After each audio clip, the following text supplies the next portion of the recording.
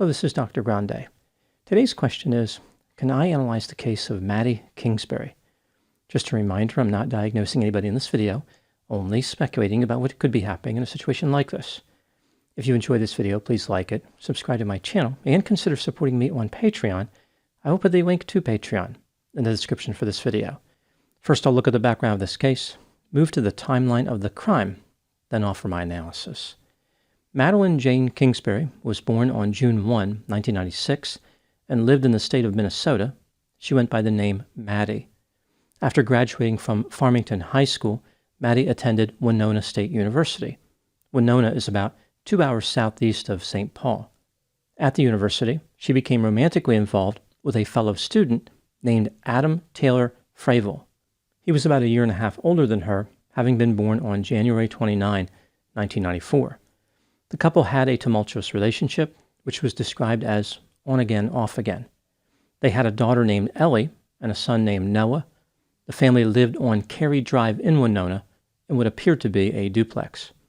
Maddi found a job as a clinical research coordinator. She worked an hour away in Rochester, Minnesota on Monday and Friday. Tuesday through Thursday, she worked from home in an office downstairs. Maddi was hoping to advance her career. Therefore, she was working on her master's degree in public health administration. Adam had experience with technology, but he dreamed of being a pilot. He was taking flying lessons in an effort to achieve that goal.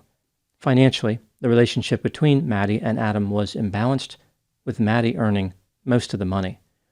Over time, the relationship between the couple deteriorated. They went to therapy together, but it wasn't enough. By March 2023, Maddi and Adam were in the process of separating. In the middle of this month, Maddi found a new lover named Spencer, who also lived in Winona. She was planning on moving out of the home she shared with Adam and into an apartment. Now moving to the timeline of the crime. On March 31, 2023, at 8:20 p.m., a friend of Maddi's named Katie contacted the police and expressed concerns about Maddi's safety. Katie lost contact with her that day and went to Maddi's residence. Her minivan was in the driveway, but no one answered the door. The friend also mentioned that Maddi was having difficulties with her lover, Adam Fravel. Here's what the police found during the course of their investigation. There were no signs of a struggle in Maddi's residence, although the place was cluttered. Maddi's cell phone, laptop, computer, purse, and jacket were found in the residence. The last activity on her cell phone was on March 31 at 8:15 a.m., when she sent a text message to her sister. Adam said that he last saw Maddi on the morning of March 31. They took their children to daycare and then drove home. Maddi told him that she had a meeting online, and after that she was going to Rochester for work. Adam claimed that he left the residence in Maddi's minivan at about 10:15 a.m. to take some of his property to his parents' house. His parents lived about an hour south in the town of Maybell, Minnesota.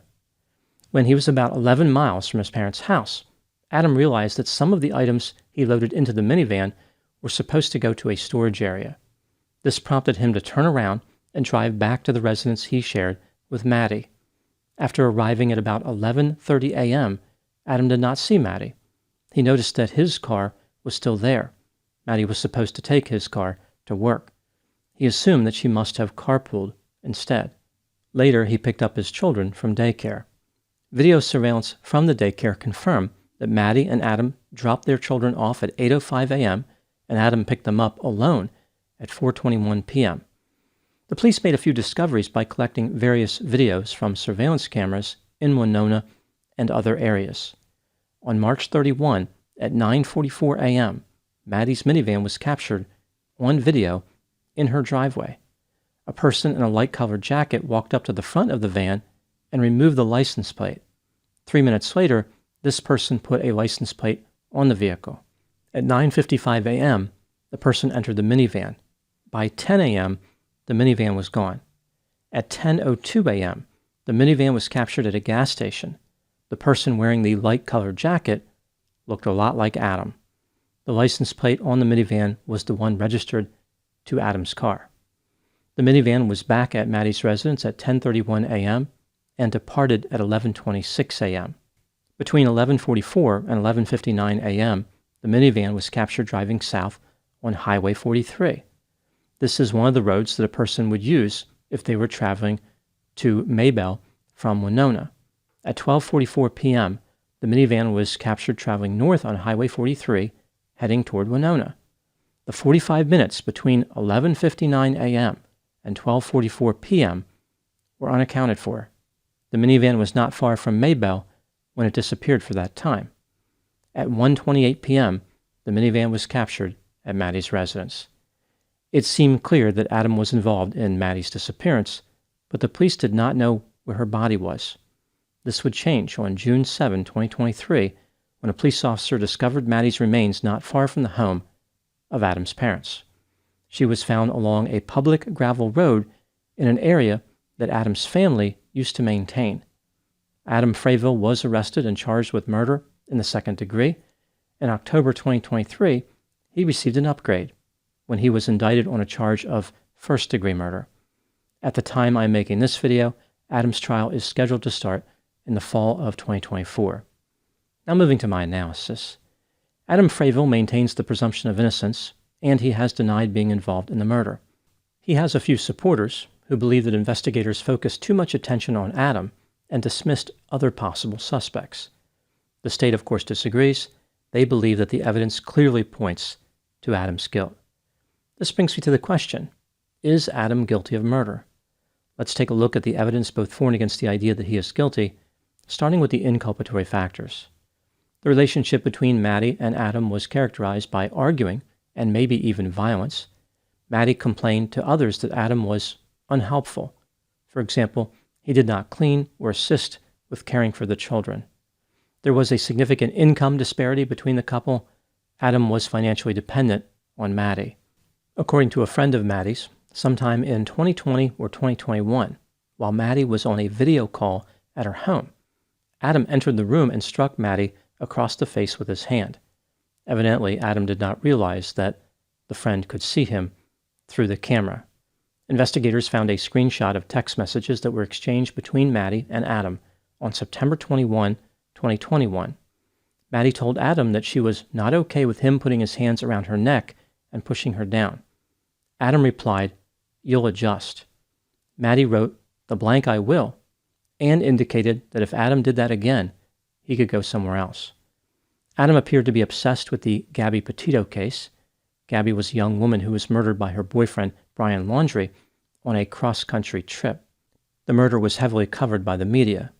Maddi told a friend that in December 2022, Adam told her that she would end up like Gabby Petito. On multiple occasions, this friend observed bruises on Maddi. 30 days before the murder, Maddi visited a friend who was in a hospital room where Maddi worked. She told the friend that everything was bad with Adam at the house and that he had been beating the blank out of her for years. Maddi said that if anything were to happen to her, know that Adam did it. She would never leave her kids. On March 25, 6 days before the murder, Maddi told Adam that she was dating Spencer. Having a romantic rival gave Adam a motive for murder. On March 30, 2023, the day before the murder, Adam removed tracking applications from his phone and disabled location services. On the day of the murder, someone switched the license plates on Maddi's minivan at a residence. The plate that was on there was registered to Adam's vehicle. The person who switched the plates was almost certainly Adam, based on how he was identified a few minutes later in the minivan at a nearby gas station. Adam claimed that he was going to his parents' house that day. Maddi's remains were discovered on land that Adam's family used to maintain. This land was near where the minivan went missing for 45 minutes while Adam was driving on March 31. Adam's excuse for turning around in that area was difficult to believe. Even if he discovered items intended for storage in the minivan, that was no reason to drive all the way back to his residence. A gray sheet that was wrapped around Maddi's remains matched bedding found in her home. An air mattress in the home was missing a fitted sheet. On April 1, the police noticed 6 fresh scratches on Adam's face. The day before, at 6:51 p.m., Adam searched the internet using his phone for the question, quote, "Are dog scratches on face dangerous?" unquote. This makes it seem as though he was trying to document his explanation in advance. There had been surveillance cameras inside the residence shared by Maddi and Adam, but after she was murdered, the police found that those cameras had been ripped right out of the drywall. The SD cards that had been in the cameras were missing. One of Adam's family members said the police should have taken a closer look at Spencer as a potential suspect, but Spencer's alibi was confirmed. He was at work during the time of the murder. Items that Maddi normally carried with her, like her cell phone and her purse, were found in her residence. This makes it seem like she disappeared from this location. If Adam was not involved, who else would have taken Maddi from her home and murdered her? Moving to the exculpatory factors, there were no witnesses to the murder, no video. If Maddi was killed in her residence, why were there no signs of a struggle there? Adam admitted mentioning Gabby Petito, but said he was only joking. That's pretty much it for exculpatory factors. When considering the evidence in this case, do I believe that Adam was guilty? Yes, I believe he was guilty of first-degree murder, beyond a reasonable doubt. However, as I mentioned, Adam maintains the presumption of innocence. What do I think happened in this case? This is just a theory, my opinion. In the beginning of her relationship with Adam, Maddi had high hopes that things would work out. Over time, it became clear that Adam was not a suitable romantic partner. Adam allegedly mistreated Maddi, including choking her on one occasion. Maddi was alarmed and discouraged by the mistreatment. However, she did not want to give up on the relationship. Adam minimized his bad behavior, and Maddi desperately wanted to believe him. The couple went to counseling, which was helpful to some degree. Maddi told a friend of hers that she was committed to the counseling and was doing her best to make the relationship work. Despite this commitment, Maddi eventually decided it was time to move on. She found a new romantic partner and kept this secret from Adam, but she felt guilty and told him. She explained why she told Adam by saying that she just couldn't keep lying. On March 30, 2023, Maddi obtained a new cell phone, which led to Adam inquiring as to why she stopped sharing location data. By this point, it was clear to Adam that he had lost control over Maddi. She had a new lover, she would not let Adam track her phone, and she was getting ready to move out. Adam's reign of terror was coming to its conclusion, which was unacceptable to him. His solution was to commit murder, just like his hero, Brian Laundrie. Both before and after the murder, Adam made a haphazard and clumsy effort to cover his tracks. He thought that he was some type of technology wizard, but his assessment was wildly inaccurate. The police were able to track his movements easily. Just like Brian Laundrie, it was painfully obvious that Adam was guilty. Now moving to my final thoughts. Relationships tie into survival in many ways. For example, they are connected to social standing, financial status, mental health, a sense of purpose, and a sense of stability. When Adam allegedly choked Maddi, that would have been an appropriate time for her to leave, but it's difficult for people in Maddi's position to enforce that type of deal breaker. Sometimes it's challenging to imagine how a loved one could become lethal. Maddi and Adam had two very different conceptualizations of their relationship. Maddi wanted to be on good terms with Adam, even if they were not going to be together romantically.